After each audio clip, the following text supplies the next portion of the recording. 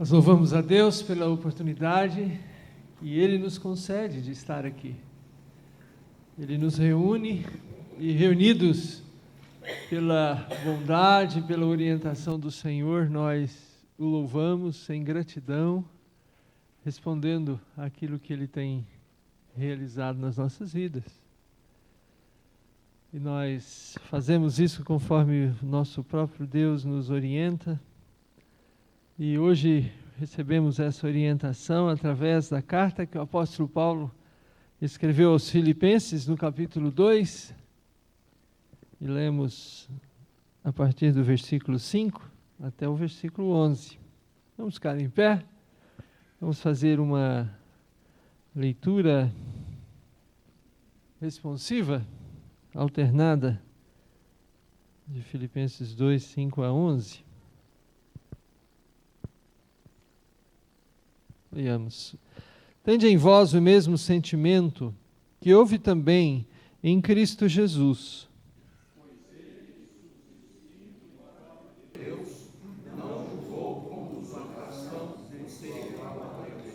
Antes, a si mesmo se esvaziou, assumindo a forma de servo, tornando-se em semelhança de homens e reconhecido em figura humana.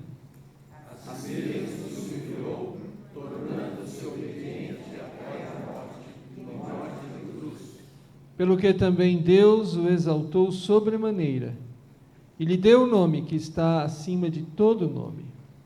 Para que ao nome de Jesus se dobre todo o joelho, nos céus, na terra e debaixo da terra. E toda língua confesse que Jesus Cristo é Senhor, para a glória de Deus Pai. Vamos louvar esse Jesus Cristo, esse Senhor das nossas vidas. Glorioso és tu, Senhor, com o hino. E cantamos. Poderoso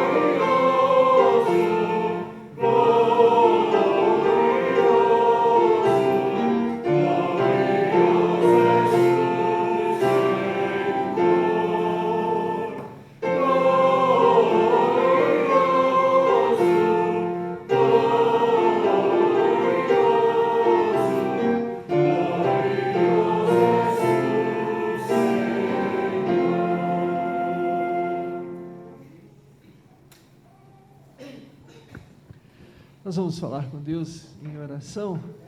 Eu vou convidar o Vanderly. Você pode, por favor, Vanderly, nos conduzir? Vamos orar com o Vanderly.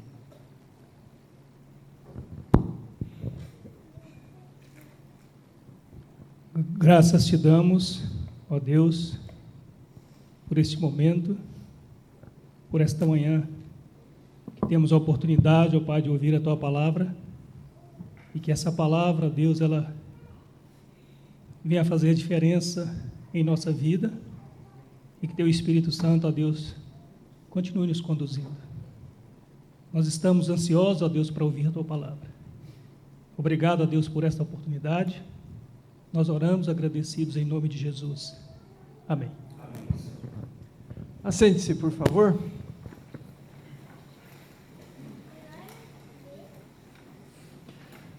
Vamos voltar a ouvir a voz de Deus agora no Evangelho de Lucas. Deus falando conosco aqui no capítulo 22, versículos 24 a 27.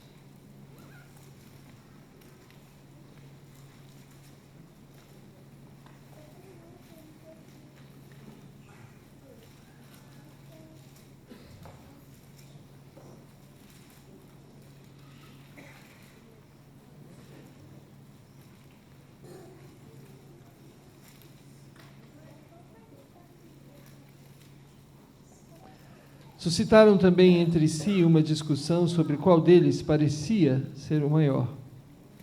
Mas Jesus lhes disse: os reis dos povos dominam sobre eles, e os que exercem autoridade são chamados benfeitores. Mas vós não sois assim, pelo contrário. O maior entre vós seja como o menor, e aquele que dirige seja como o que serve. Pois qual é o maior? Quem está à mesa ou quem serve? Porventura não é quem está à mesa? Pois no meio de vós eu sou como quem serve. Benditas palavras de Jesus para nós, que nos desafiam, porque essas palavras vão de encontro a maioria das informações que nós recebemos, contrariam muitas e muitas propostas que a gente ouve por aí no dia a dia. Mas as palavras de Jesus são palavras de vida e vida eterna. Pautados por essas palavras, vamos nos colocar diante de Deus em oração. Vamos falar com Deus, vamos confessar os nossos pecados, rever a nossa vida e pedir que Ele nos oriente segundo aquilo que Ele nos diz e que sejamos de fato conduzidos pela vontade de Deus. Vamos orar então de maneira pessoal e silenciosamente.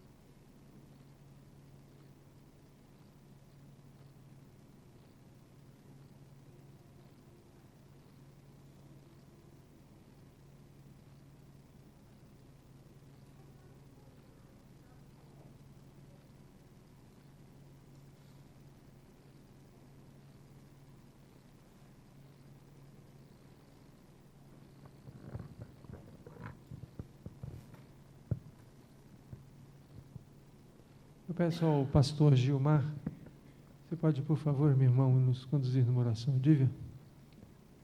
Pastor Gilmar, o microfone vai chegar aqui até você, Gilmar.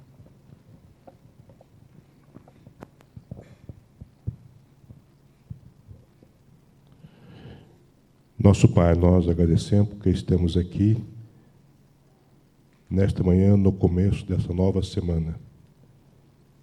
Obrigado, Senhor, por ter nos dado o privilégio de louvarmos o Teu nome, engrandecer-Te, exaltar-Te, ouvir a Tua palavra, edificar nossa fé na graça e no conhecimento de Jesus Cristo. Cuida de nós, abençoe esta reunião, abençoe este culto, abençoe tudo que vai ser feito aqui hoje, para a Tua glória, honra e crescimento espiritual de cada um de nós. Dá a Tua bênção a quem aqui não está. Cuida deles também onde estiverem. Dá a Tua bênção aos enfermos, aos doentes, aos necessitados, aos aflitos e angustiados. Cuidando, abençoando, orientando seus passos, seus pensamentos e suas palavras. Guarda-os em Teu nome também. E a nós aqui agora. Em nome de Jesus Cristo. Amém. Vamos novamente louvar juntos a Deus, cantando. Convido vocês a se colocarem em pé, para unirmos nossas vozes, nossa alegria de estar aqui, de adorar a Deus juntos, porque Deus nos ama, e esse hino que cantamos mostra exatamente isso. Louvemos ao Senhor.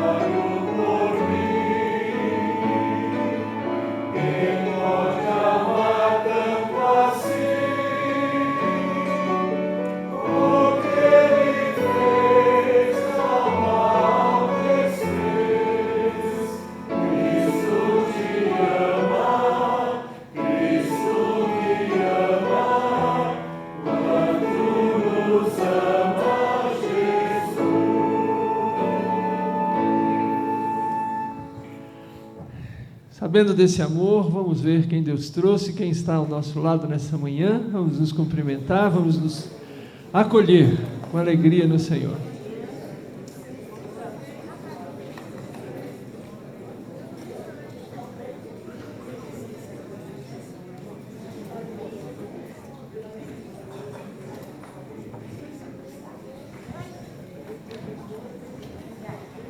Muito obrigado, Raquel, por nos ajudar hoje de manhã, juntamente com a dona Yara.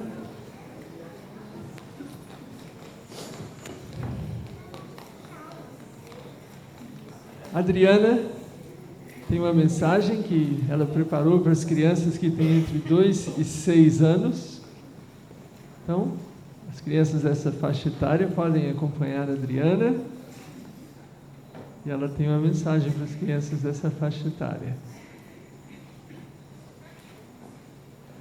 E as crianças menores, se quiserem, os pais, um dos pais quiser acompanhar as crianças lá no berçário, nós temos o áudio do culto, mas também podem ficar aqui com a gente, sem problema algum. Se a criança ficar um pouquinho indócil, é só dar um docinho para ela. Ah, a Adriana vai estar no berçário. 2 Adrianas hoje aqui, né? Deus abençoe vocês e bom trabalho.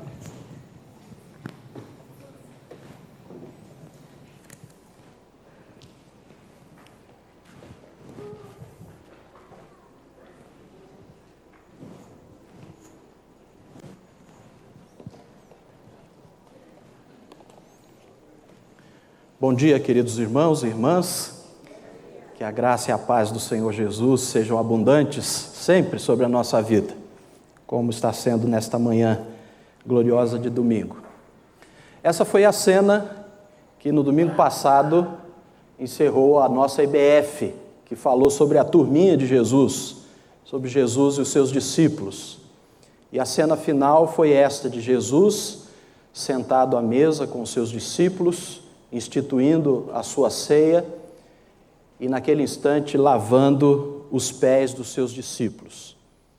Nós que participamos dessa encenação procuramos entrar na história e no tempo, e certamente no coração daqueles que participaram do teatro e aqueles que estavam assistindo, nós podemos reviver um pouquinho, quem sabe com êxtase, com admiração, com grande amor, esse momento em que Jesus antecipa dessa forma o maior serviço que ele prestaria ao mundo, ilustrado nessa ação de Jesus.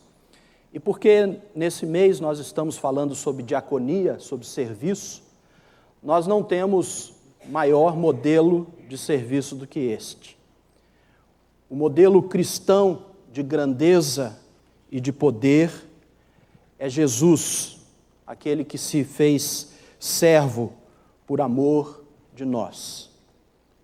E nós gostaríamos de compartilhar, então, nesta manhã, ampliando um pouquinho mais esse tema da diaconia, pensando a respeito desse tema, do modelo de grandeza, modelo de poder.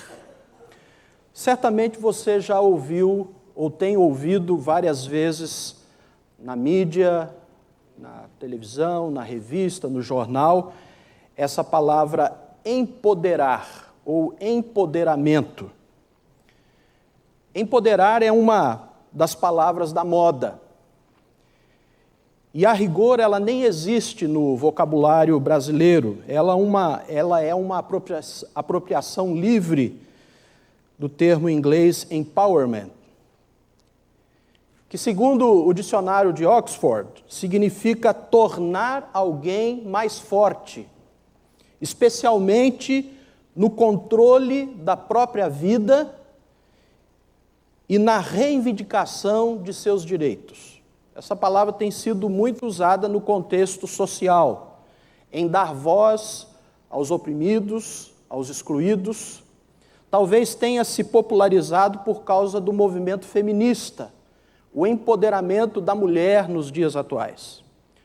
O conceito traz consigo muitos aspectos positivos, muitas conquistas, muitos preconceitos e diferenças têm sido eliminados em função desse conceito de dar voz ao excluído, de tornar aquele mais necessitado, dando-lhe uma voz para que os seus direitos lhe sejam garantidos.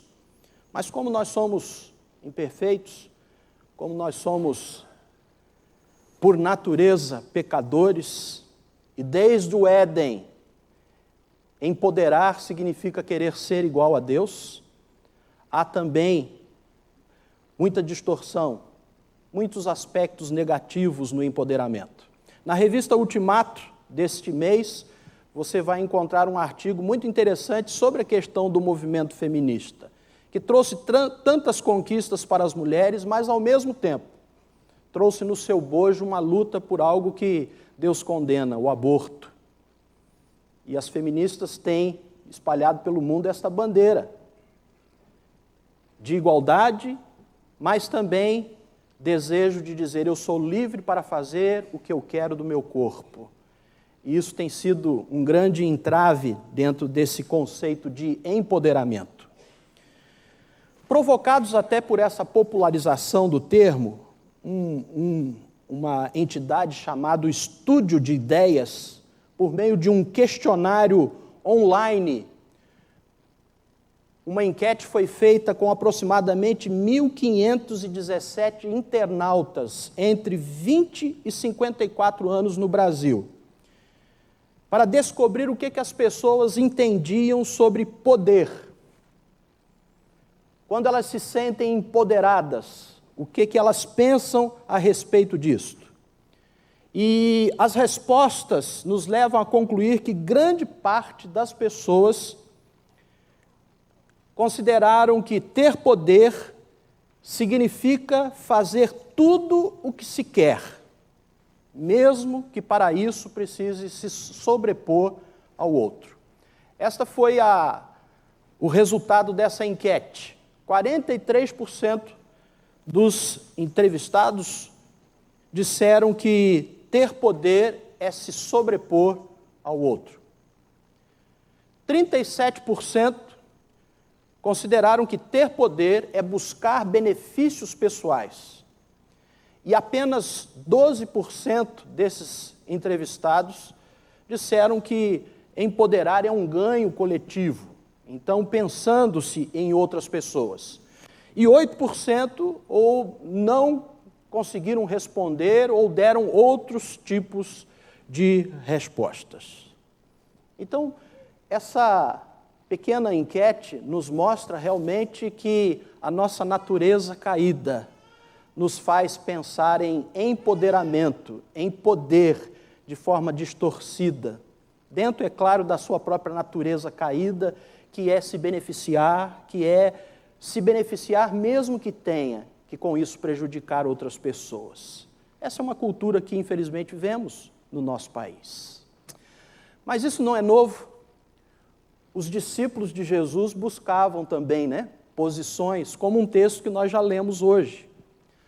Nós vemos, por exemplo, em Lucas 9, nós vemos aquela discussão entre eles de quem seria o maior no reino dos céus, que depois veio se repetir, Nós vemos em Marcos 10, 35 a 45, o pedido de Tiago e João. No texto paralelo de Mateus, é a mãe que pede para que os seus filhos possam ocupar na glória, no reino que eles entendiam que Jesus ia instaurar na terra, que um se sentasse à sua direita e o outro se sentasse à sua esquerda. Era isso que eles estavam pensando, diante de todos os milagres, diante de todo o exemplo do Senhor Jesus Cristo.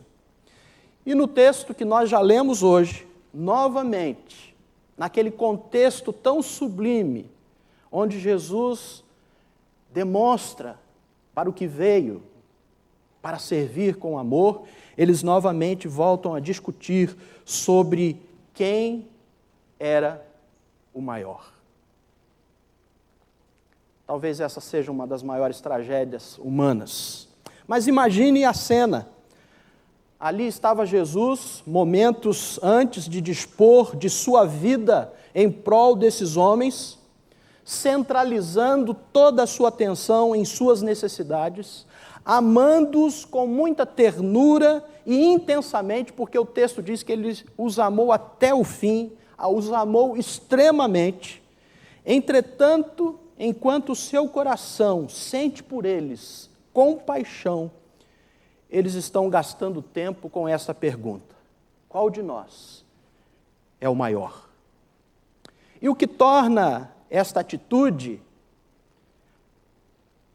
mais repreensível ainda era que Jesus já os tinha repreendido antes. Jesus já os tinha alertado antes sobre esse sentimento de grandeza. Jesus, entretanto, queria que seus discípulos cultivassem um espírito exatamente oposto a esta maneira de pensar, a esta maneira de agir. Por isso ele lhes diz que o maior entre eles, ou o que se pensa ser o maior, ou que seja assim considerado por seus companheiros, deve converter-se no menor deles, que seja um servidor. E Jesus põe uma criança, em certa ocasião lá, em Lucas 9, para dar este exemplo de compaixão e de amor. No último dia 14, Campinas fez aniversário, e a EPTV fez a primeira edição, fez uma reportagem interessante, que vale a pena você ir lá no site e rever essa reportagem, com crianças nascidas aqui, sobre qual era a expectativa dessas crianças, sobre a sua cidade, sobre o que elas queriam ser. E num determinado momento, entrevista uma criança que julgo eu ser de classe média, e pergunta para aquela criança o que ela esperava de Campinas, e ela vai falando e de repente ela diz o seguinte: eu tenho tudo para ser feliz, eu tenho uma casa, eu tenho uma família. E de repente, sem nenhum corte ou edição, aquela criança começa a chorar. E a entrevistadora lhe pergunta: mas por que você está chorando? E aquela criança, na sua simplicidade, diz: eu choro porque eu lembro de tantas que não têm uma casa. E aquela criança não consegue até conter as suas lágrimas, e a entrevistadora vai enxugando as suas lágrimas dos olhos. Uma cena comovente. Era isso que Jesus Cristo estava querendo dizer quando colocou uma criança como exemplo de compaixão, de amor. O que aconteceu em Lucas 22 deve ser considerado como o pano de fundo para o que Jesus vai fazer no Evangelho de João, no capítulo 13, os versículos de 1 a 17. Eu gostaria que você abrisse a sua Bíblia aí. Jesus lava os pés aos discípulos. João, capítulo 13, do verso 1 até o verso 17.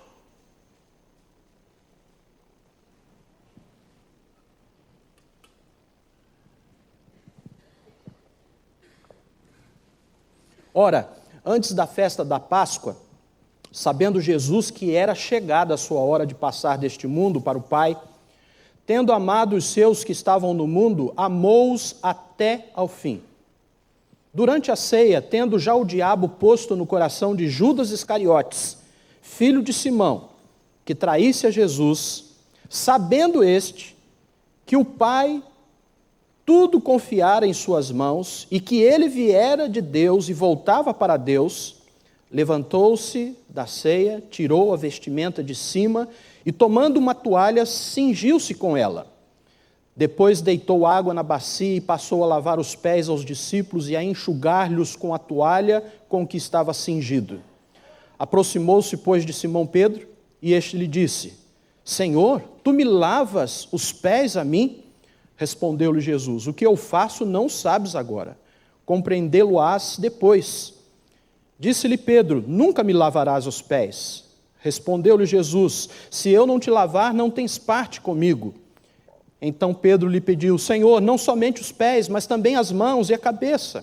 Declarou-lhes Jesus: quem já se banhou não necessita de lavar senão os pés, quanto ao mais está todo limpo. Ora, vós estáis limpos, mas não todos. Pois ele sabia quem era o traidor. Foi por isso que disse: nem todos estáis limpos. Depois de lhes ter lavado os pés, tomou as vestes e, voltando à mesa, perguntou-lhes: compreendeis o que vos fiz? Vós me chamais o Mestre e o Senhor, e dizeis bem, porque eu sou. Ora, se eu, sendo o Senhor e o Mestre, vos lavei os pés, também vós deveis lavar os pés uns dos outros, porque eu vos dei o exemplo, para que, como eu vos fiz, façais vós também. Em verdade vos digo, que o servo não é maior do que o seu senhor, nem o enviado maior do que aquele que o enviou. Ora, se sabeis estas coisas, bem-aventurados sois, se as praticardes. Se as praticardes. Esse texto, no seu início, revela algumas coisas que Jesus sabia. O texto começa assim: ora, antes da festa da Páscoa, sabendo Jesus. E o que ele sabia naquele momento? A primeira coisa que Jesus sabia é que era chegada a sua hora. É interessante que essa expressão mostra que Jesus viveu dentro de um cronograma divino. A narrativa parece que quem está controlando as coisas são aqueles que têm poder para julgar, para matar, mas não. Jesus está vivendo dentro de um cronograma divino e fez a vontade do Pai dentro desse cronograma. Ninguém poderia prender Jesus, muito menos matá-lo, até que fosse chegada a sua hora. E Jesus sabia que era chegada a sua hora. Mas Jesus sabia também quem seria o traidor. Ele sabia que Judas o iria traí-lo. O discípulo traidor é mencionado 8 vezes no Evangelho de João, mais do que em qualquer outro evangelho. E Jesus sabia que quem colocava a mão com ele para pegar o pão, Jesus sabia que aquele que ele lavaria os seus pés, um deles seria o seu traidor. Mas por fim, Jesus sabia também, dentro desse contexto, do texto que estamos lendo, que o Pai havia lhe dado todas as coisas. Está aí no versículo 3. Mesmo em sua humilhação, Jesus possuía todas as coisas por meio do Pai. Era pobre, no entanto era rico. Pelo fato de Jesus saber quem era, de onde havia vindo, o que possuía e para onde estava indo, ele encontrava-se inteiramente no controle daquela situação. É interessante observarmos isso. Diante do que Jesus sabe, o que ele faz? O que Jesus fez? Ele lavou os pés dos discípulos. Está aí os versículos 4 e 5. Os discípulos devem ter ficado estarrecidos quando viram o mestre levantar-se da mesa onde ceavam, colocar de lado o seu manto, envolver a cintura com uma toalha, tomar uma bacia de água e lavar os pés deles. Esse serviço, ou esta lavagem dos pés, era habitualmente realizada por escravos. Jesus, o mestre, ele adota uma postura de um serviçal, até mesmo de um escravo não judeu, situação desprezada, tanto por judeus como por gentios. Jesus, o mestre, estava ensinando aqui os seus seguidores a importância do serviço caracterizado por isso, por humildade, por amor, por compaixão. O Pai, vamos lembrar disso, que ele depositou todas as coisas nas mãos do Filho. E, no entanto, Jesus pegou uma toalha e uma bacia. Todas as coisas, aquelas que nem imaginamos, pertenciam a Jesus e estavam nas suas mãos. Entretanto, naquela hora, ele toma uma bacia com água e uma toalha. A sua humildade, então, não vinha da sua pobreza. A sua humildade vinha da sua riqueza. Era rico e, no entanto, se fez pobre por amor de nós. Existe um provérbio malaio que diz assim, que quanto mais repleto de grãos é o cacho de arroz, mais ele se curva, mais ele se enverga. Jesus é o servo. Esse é o texto que nós lemos no início desse culto, Filipenses 2,5, que nos conclama: tende em vós o mesmo sentimento que houve também em Cristo Jesus. É uma exortação para que desenvolvamos a mente e o espírito de Jesus. E isso nos leva a nos perguntar: eu e você temos esse espírito de coração de servo como o de Jesus? Jesus disse: eu estou entre vocês como quem serve. Diaconeu é a palavra usada em referência a quem servia à mesa. E é esta palavra que Jesus usa aqui. Uma pessoa humilde que atendia às necessidades mais básicas das pessoas. É interessante que foi esse o modelo que Jesus escolheu para descrever o seu ministério. E nós almejamos, nós queremos, não queremos ser iguais, parecidos com Jesus. Esse é o modelo que ele nos dá. Este é o modelo para o ministério de serviço da igreja, que todos os cristãos devem realizar com atitude, com a motivação do coração de um servo e com tarefas especiais. A tarefa especial da igreja é atender às necessidades básicas do ser humano, como Jesus fez. Ele caminhava por vilas, por povoados, fazendo o bem, pregando o evangelho, curando as enfermidades, ensinando-os a palavra. Esse é o ministério da igreja, servir. E nós devemos fazer isso com a atitude de um coração de servo.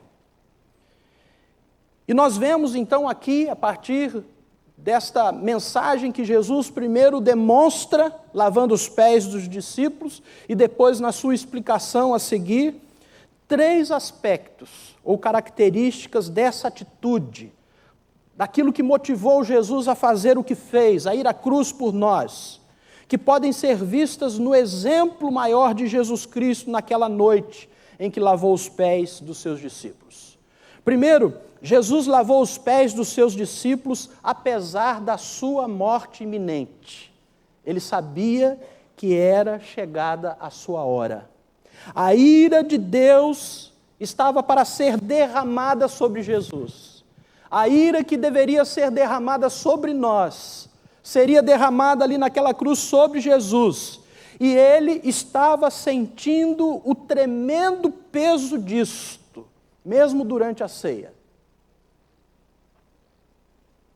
E eu pergunto, será que quando nós nos sentimos assim, curvados, sob um fardo de preocupações, de sofrimento, nós olhamos ao redor e notamos que há pessoas cujos pés precisam ser lavados, como Jesus notou naquela noite? Será que quando nós nos sentimos assim curvados sob o peso, preocupação, sob sofrimento, nós pensamos em maneiras de servir ao nosso próximo? Não, nós não pensamos. Em geral, nós mergulhamos em nossas tribulações e esperamos que as pessoas cuidem de nós. Esperamos que as pessoas cuidem de nós. Mas Jesus, porém, amou sem sentir pena de si mesmo. E aqui nós já podemos fazer uma aplicação, porque o servo de verdade, ele não arruma desculpas para servir. Quando a minha vida entrar nos eixos, quando a depressão passar, quando a minha agenda ficar mais livre, então eu vou servir os outros. Não foi isso que Jesus pensou. Ajudar o próximo é uma das melhores coisas para vencer a depressão.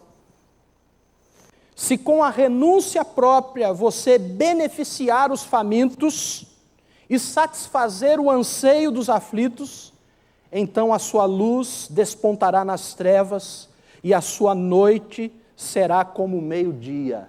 Isaías 58, versículo 10. Então a sua luz despontará nas trevas e a sua noite será como o meio-dia. Quem está em depressão parece que é uma noite sem fim. Mas aqui o profeta diz que se você beneficiar os famintos, satisfazer os anseios dos aflitos, a sua noite será como o meio-dia. Jesus lavou os pés dos discípulos apesar da sua morte iminente, apesar de todo o peso que ele sentia naquela hora, tremendo, do que iria acontecer com ele. Mas Jesus também serviu aos discípulos, apesar de eles não merecerem. Jesus sabia que o traidor estava presente. Jesus conhecia bem todos os seus discípulos. Ele sabia que um iria traí-lo, ele sabia que outro iria negá-lo, e ele sabia que todos fugiriam na hora que ele mais precisasse deles. Eles o abandonariam. Um daqueles pares de pés que foram limpos, ficaria sujo novamente, cansado, depois de ter andado atrás da tortura e da morte de Jesus. E Jesus o que fez? Lavou aqueles pés. Jesus amou sem discriminação, sem levar em conta a nossa falta, sem levar em conta que nós não tínhamos mérito algum. Jesus ensina que quando os servos se empenham na diaconia, eles não devem esperar elogios, eles não devem esperar agradecimentos. O Senhor Jesus disse lá em Lucas 17, assim também vós. Quando tiverem feito tudo o que lhes for ordenado, devem dizer: somos servos inúteis, apenas cumprimos o nosso dever. E aqui, certamente, nós temos mais uma aplicação. Nós devemos servir, mesmo que seja aqueles que são ingratos, aqueles que são maus. O que Jesus nos ensinou? Amem, porém, os seus inimigos. Façam-lhes o bem e emprestem a eles, sem esperar receber de volta. Então, a recompensa que terão será grande, e vocês serão filhos do Altíssimo, porque Ele é bondoso para com ingratos e para com maus. Sejam misericordiosos, termina Jesus, assim como o Pai de vocês é misericordioso. Será que temos pensado de maneira correta, com a mente de um servo, pensando nessas coisas?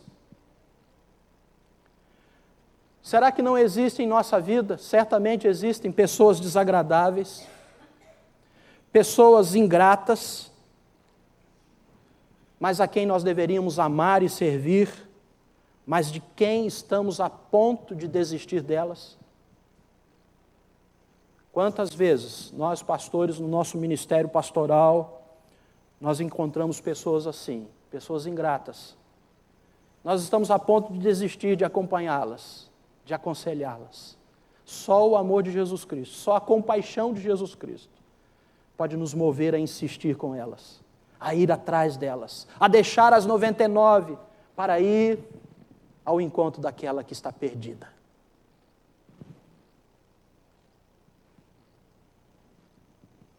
A atitude de servo começa onde termina a gratidão e os aplausos. A atitude de servo começa onde terminam a gratidão e os aplausos. Aí nós estamos verdadeiramente servindo como Jesus. Você serve apenas as pessoas de quem gosta, ou que lhe são simpáticas, ou que se parecem com você? Jesus diz que até os gentios fazem assim. Até os pecadores fazem assim.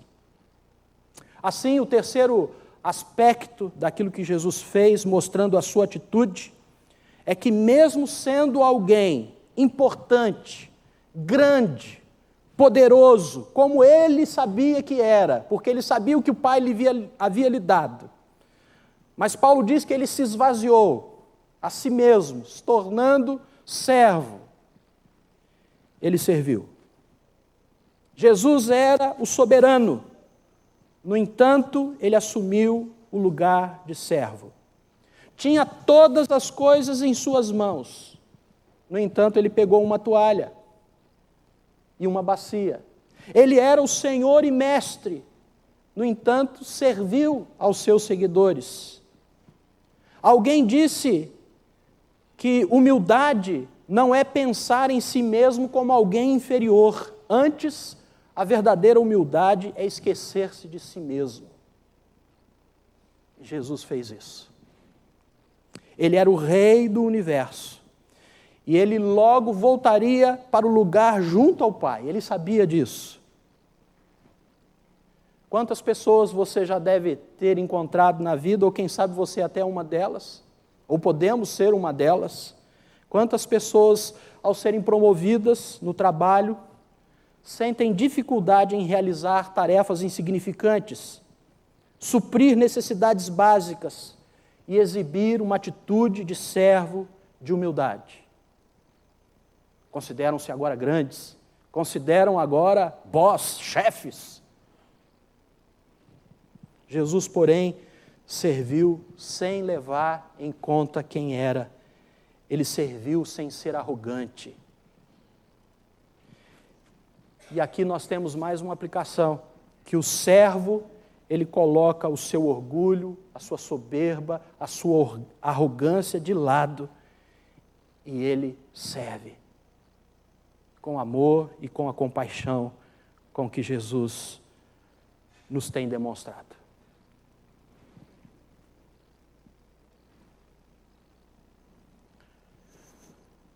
Pois eu dei o exemplo para que vocês façam o que eu fiz. É assim que Jesus quer nos empoderar. Ele quer nos empoderar com seu amor, Ele quer nos empoderar com a sua humildade, Ele quer nos empoderar com a sua compaixão, que nos move à doação, ao serviço, a nos esquecermos de nós mesmos e a pensarmos mais no outro, a amarmos mais com o seu amor. Jesus certa vez disse aos seus discípulos: mas recebereis poder ao descer sobre vós o Espírito Santo. Quantas pessoas têm entendido isso errado? Quantas pessoas têm entendido no meio evangélico que receber esse poder é ter os holofotes voltados para si,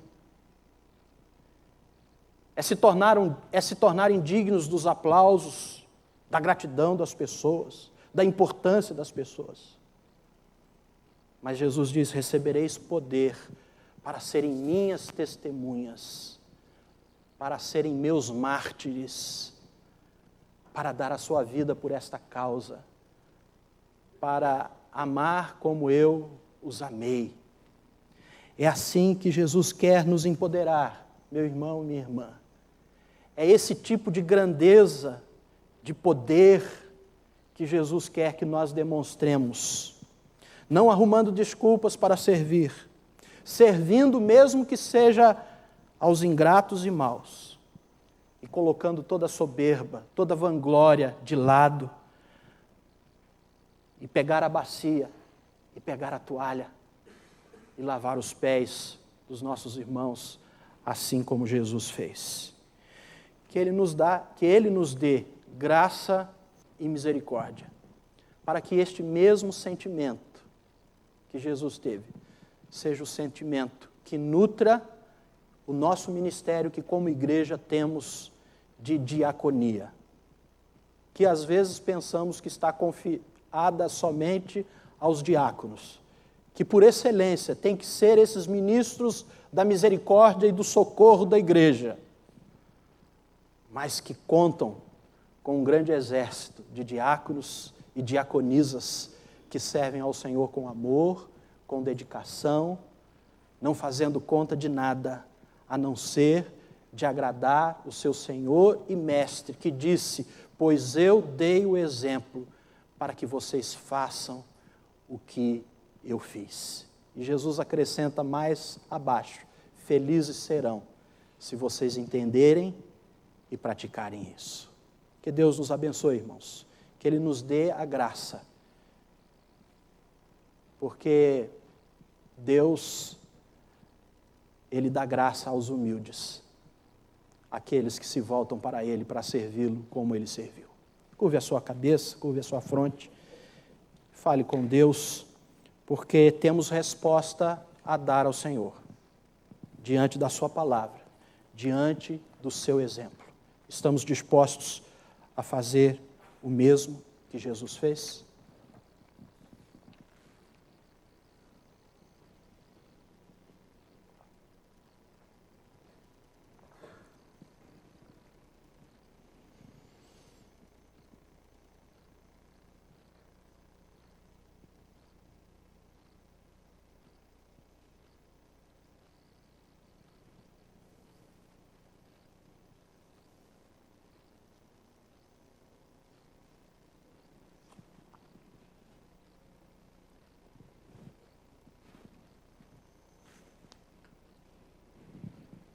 Vamos ficar de pé, irmãos, vamos fazer juntos esta oração.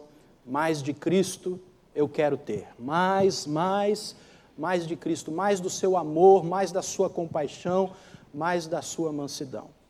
E enquanto cantamos esse hino, aqueles irmãos e irmãs que vieram preparados para consagrar também a Deus seus dízimos e ofertas, poderão fazê-lo enquanto entoamos juntos este hino, fazendo dele a nossa oração, o nosso desejo diante do Senhor.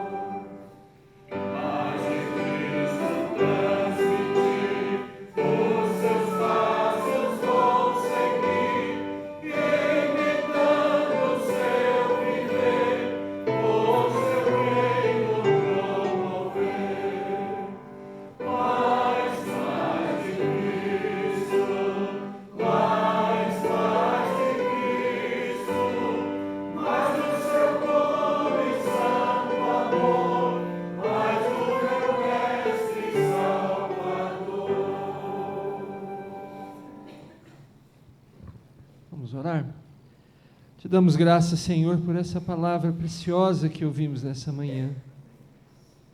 E o Senhor instrumentalizou o nosso irmão, o reverendo Ricardo, para nos compartilhar. Que essa palavra, Deus, a palavra do Senhor Jesus, possa orientar ou reorientar os nossos pensamentos, mudar as nossas posturas, colocar em nós novas atitudes, para com pessoas que estão ao nosso redor e para com aqueles que até estão longe. Ajuda-nos nisso, ó Deus, porque isso é a vontade do Senhor e nós, como pecadores, temos tantas resistências, como os discípulos, influenciados pelos pensamentos desse mundo.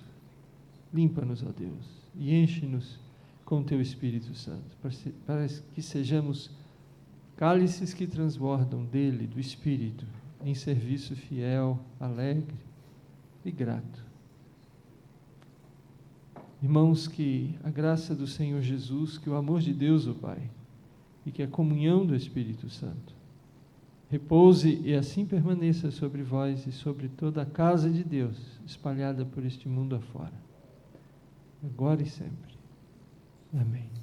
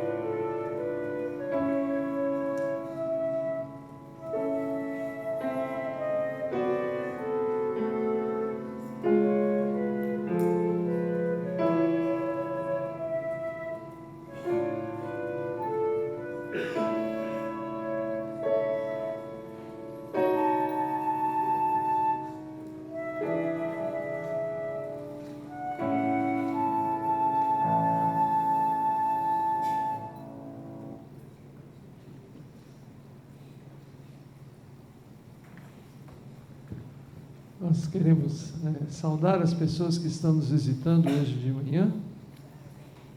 E para isso nós pedimos que nosso visitante se coloque em pé, para nós reconhecermos sua importante presença. Obrigado, viu, pela presença de vocês. Que Deus abençoe vocês. Leve o nosso abraço aí dos céus. Por favor, os irmãos que estão perto aí, queiram receber e cumprimentar os nossos visitantes em nosso nome, por favor.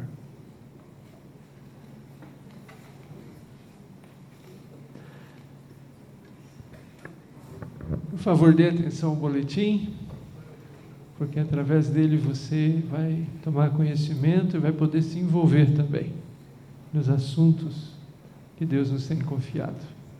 Agora nós temos a alegria de continuar a conhecer a Deus e aprofundar o nosso relacionamento com Ele pela escola dominical. Todos estão convidados a usufruir esse tempo a mais com o Senhor. Tenham um bom domingo.